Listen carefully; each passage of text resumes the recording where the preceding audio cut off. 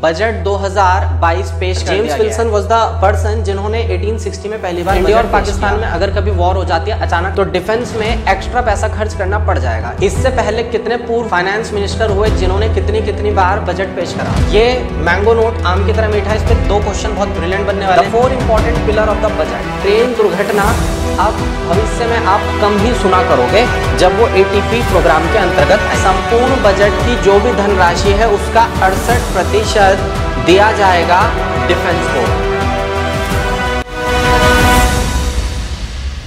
Welcome to Doon Academy of Defence. आज का friends हमारा टॉपिक होगा बजट। ओके, तो जैसा कि आप देख रहे हो कि बजट 2022 पेश कर दिया गया है।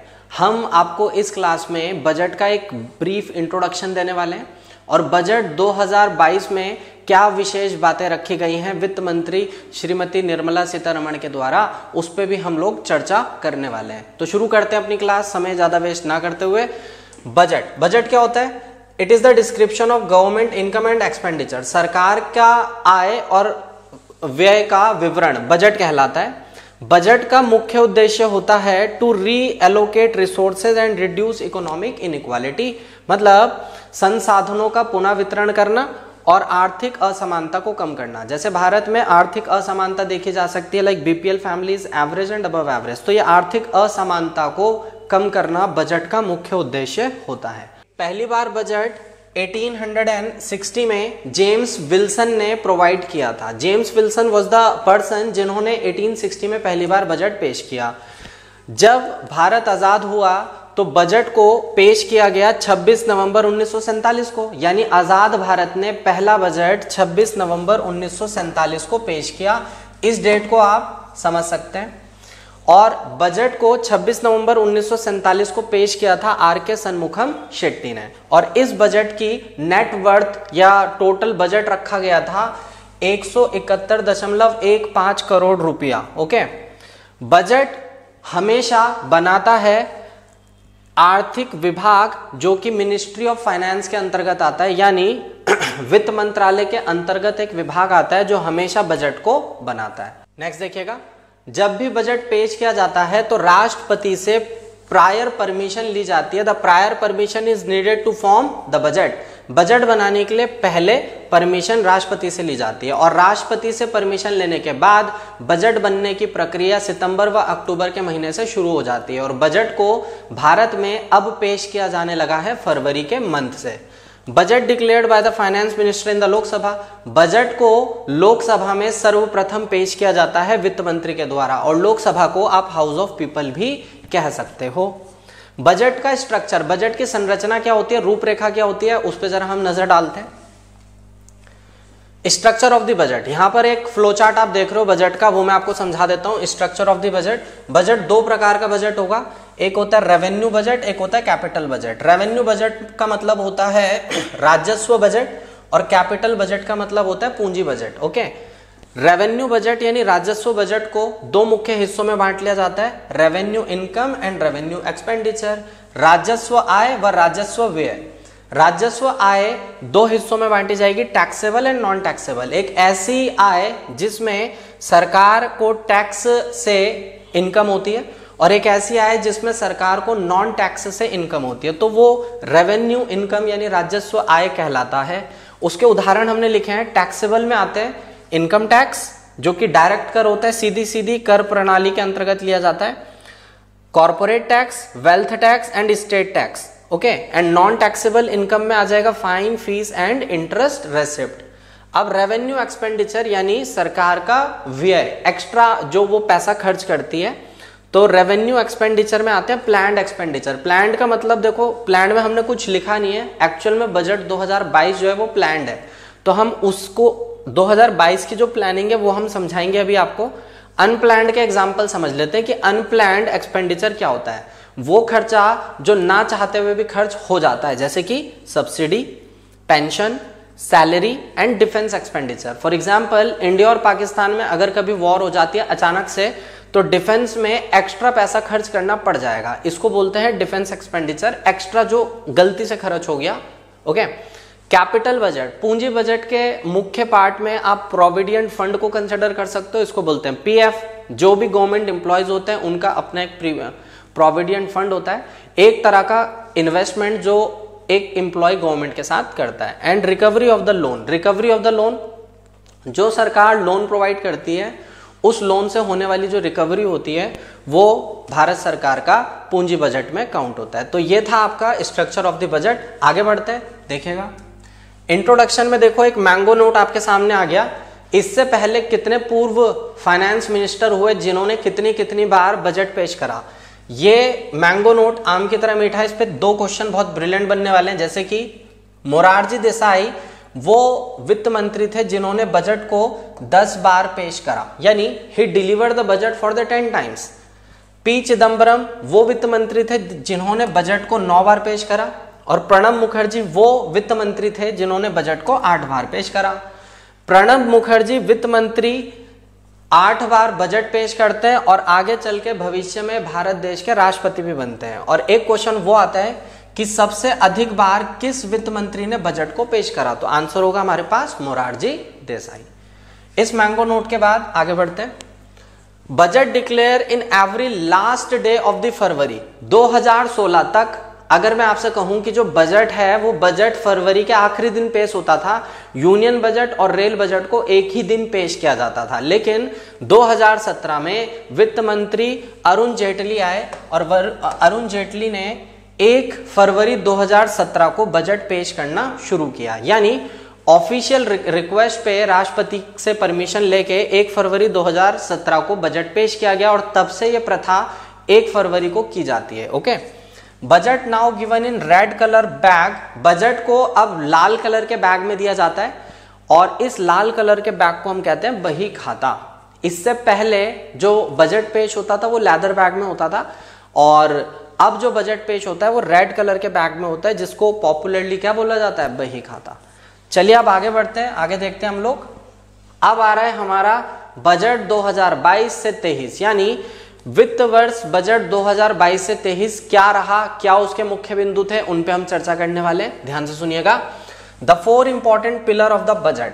बजट, इस बार का जो बजट रखा गया इस वित्त वर्ष के लिए, उसके 4 मुख्य स्तंभ हैं। तो 4 मुख्य स्तंभ में देखिए, पहला स्तंभ है प्रधानमंत्री गति शक्ति, ठीक है। दूसरा स्तंभ है इंक्लूसिव डेवलपमेंट। इंक्लूसिव डेवलपमेंट है समावेशी विकास। अभी हम इस पे डिस्कशन करेंगे कि समावेशी विकास क्या है। पिलर नंबर 3 आता है प्रोडक्टिविटी एनहेंसमेंट, उत्पादकता वृद्धि। उत्पादकता वृद्धि, एनर्जी ट्रांजिशन यानी ऊर्जा संक्रमण, सनराइज अपॉर्चुनिटी सूर्य उदय अवसर, ओके, एंड क्लाइमेट एक्शन, जलवायु जो परिवर्तन हो रहा है उसमें कैसे सुधार कर सकते हैं।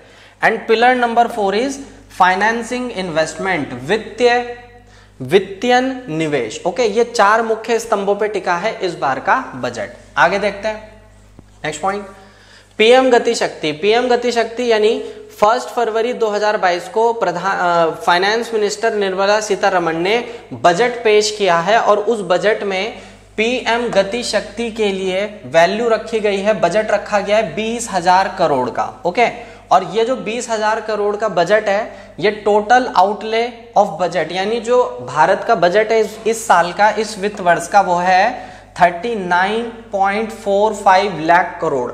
इस अमाउंट में से 20,000 करोड़ पीएम गति शक्ति के लिए रखा गया है। आइए समझते हैं कि पीएम गति शक्ति के अंतर्गत क्या होगा या क्या करने की बात कही गई है।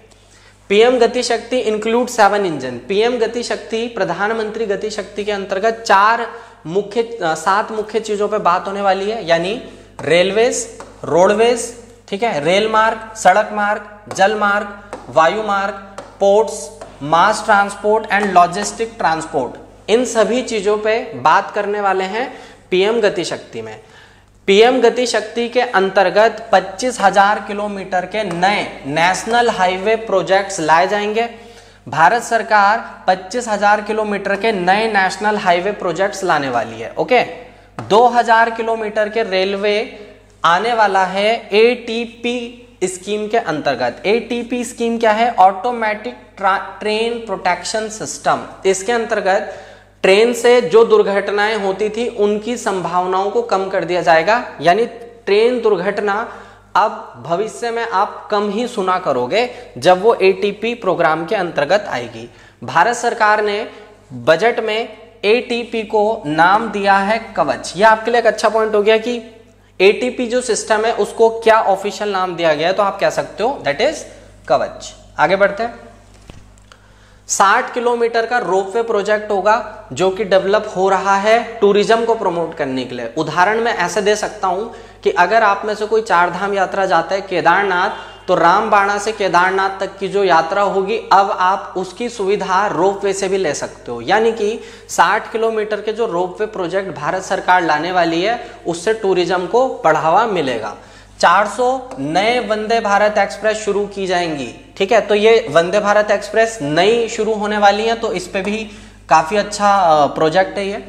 100 मल्टी मॉडल कार्गो टर्मिनल, बड़े बड़े जहाज कार्गो लेके आते हैं, प्रोडक्ट्स लेके आते हैं, उनको उतारना और शिप में चढ़ाना एक टफ टास्क होता है। इसके लिए प्रधानमंत्री Narendra Modi ji and finance minister Shrimati Nirmala Sitharaman ji ने सोचा कि वो 100 मल्टी मॉडल कार्गो टर्मिनल को डिजाइन करें ताकि ट्रांसपोर्टेशन और अच्छा हो जाए।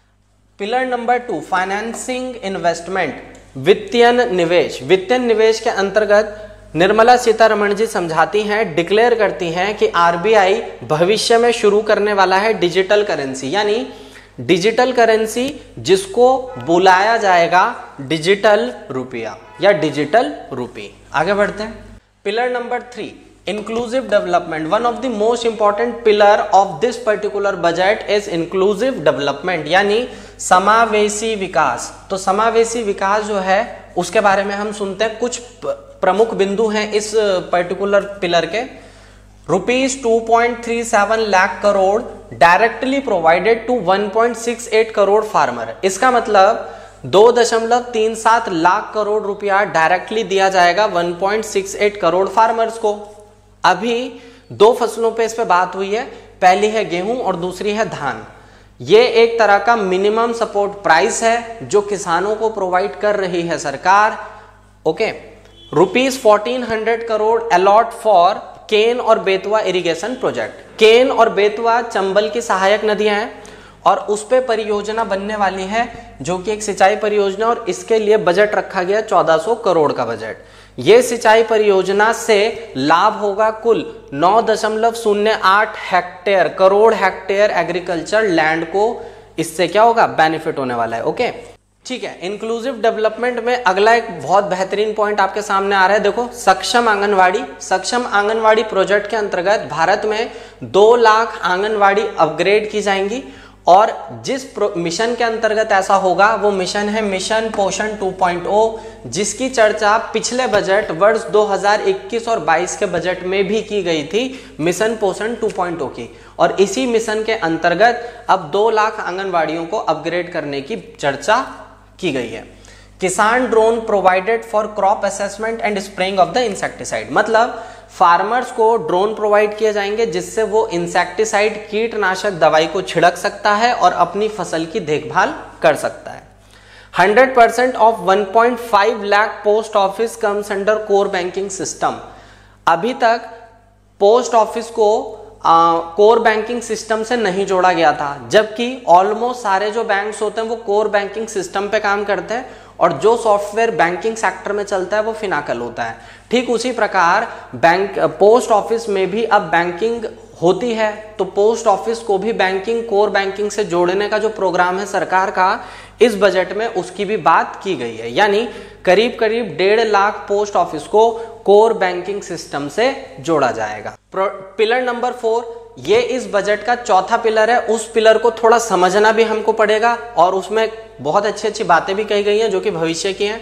Productivity enhancement, energy transition, investment, sunrise opportunity and climate action. ठीक है, इसके अंतर्गत भारत सरकार निर्णय ले चुकी है कि वो एक तरह का सपोर्ट प्रोवाइड करेगी सूर्य उदय अवसर के लिए। सूर्य उदय अवसर क्या हो सकते हैं वो देखिए, लाइक आर्टिफिशियल इंटेलिजेंस। भविष्य क्या है, आर्टिफिशियल इंटेलिजेंस।